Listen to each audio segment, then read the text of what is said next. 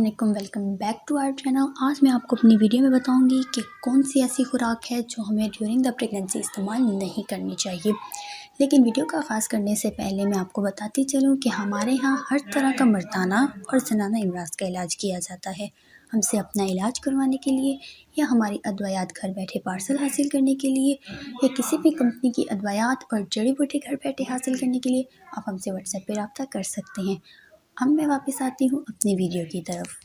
जी, तो बहुत सी ऐसी खुराक होती हैं जो कि ड्यूरिंग द प्रेगनेंसी औरत के लिए हार्मफुल होती हैं। ये बहुत हैरानकुन बात है कि बहुत से ऐसे फल, अज्जा और ऐसे काम होते हैं जो ड्यूरिंग द प्रेगनेंसी नुकसानदेह होते हैं। तो पहले मैं आपको फलों के बारे में बताऊंगी। Pineapple during the pregnancy harmful होता है क्योंकि पाइनएप्पल प्रोटीन को ब्रेक डाउन करता है और जिसकी वजह से जिस्म की जो दर्जा हरारत है वो बढ़ जाती है। उसके बाद दूसरे नंबर पे आता है पपीता या पपाया। ये भी वही काम करता है जो कि पाइनएप्पल करता है, यानी कि प्रोटीन को ब्रेक डाउन कर देता है जिसकी वजह से जिस्म का दर्जा हरारत बढ़ जाता है, इसलिए इसका इस्तेमाल भी अवॉइड करना चाहिए।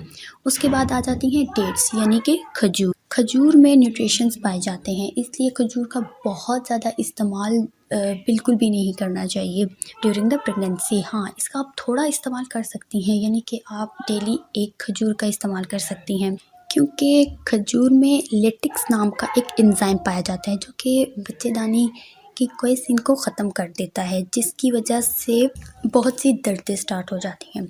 उसके बाद आता है बनाना यानी कि केले में बहुत से एलर्जेंस होते हैं जिसकी वजह से ये भी हार्मफुल होता है। बहुत सी वुमेन इस्तेमाल करती हैं इसको ड्यूरिंग द प्रेगनेंसी, लेकिन इसका इस्तेमाल भी अवॉइड करना चाहिए।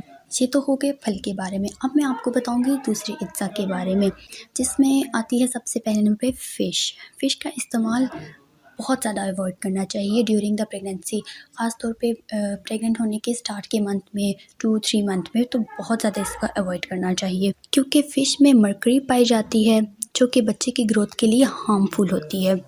बहुत सी ऐसी फ़िशेस होती हैं जिनमें मरकरी कम ही पाया जाता है, लेकिन बहुत सी में बहुत ज़्यादा पाया जाता है और हमारे यहाँ ये फिगर आउट करना बहुत मुश्किल होता है कि किन में ज़्यादा है किन में कम, इसलिए अच्छा है कि आप ड्यूरिंग द प्रेगनेंसी अवॉइड ही करें फ़िश। उसके बाद आ जाता है रॉ एग बहुत से लोग बहुत शौक से खाते हैं, लेकिन इसका इस्तेमाल ड्यूरिंग द प्रेगनेंसी हार्मफुल होता है, इसलिए इसको अवॉइड करना चाहिए।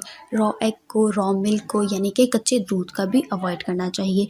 इसके बजाय आप एक पका हुआ से फुल पका हुआ जो है एग इस्तेमाल करें क्योंकि इसमें बहुत प्रोटीन होते हैं और ये बहुत अच्छा होता है, लेकिन रॉ एग को अवॉइड करें। उसके अलावा उबला हुआ दूध आप ड्यूरिंग द प्रेगनेंसी इस्तेमाल कर सकते हैं क्योंकि वो भी बच्चे के लिए और एक औरत की सेहत के लिए बहुत सही होता है। उम्मीद करती हूँ मेरी वीडियो आपके लिए फ़ायदेमंद साबित हुई होगी। इसी के साथ मैं आपसे इजाज़त चाहती हूँ। शुक्रिया एंड अल्लाह हाफ़िज़।